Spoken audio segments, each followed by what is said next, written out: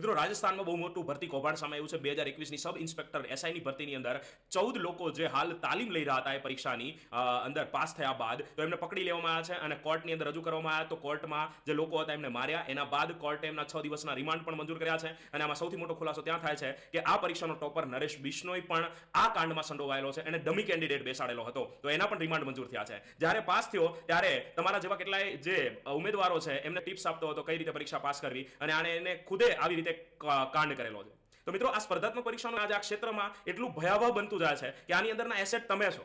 તમને લલચાવવામાં આવશે, લોભાવવામાં આવશે, અને ત્યાં સુધી કે જ્યાં સુધી તમારા દિમાગના તમામ તાર ન હલી જાય. પણ એક ક્ષેત્રમાં જવાના બદલે મહેનતના ક્ષેત્ર તરફ વળજો, કારણ કે જો આ 2021નો 2024માં ખુલાસો થયો છે. ગમે ત્યારે ખુલાસો થશે તો તમે જે આ ખોટા પાયા ઉપર તમે તમારું આ બેઝ બનાવ્યો હશે, કરિયર બનાવ્યો હશે, તો એ ગમે ત્યારે ઢળી પડશે અને ત્યારે તમે કોઈને મોઢું દેખાડવા લાયક નહીં રહો.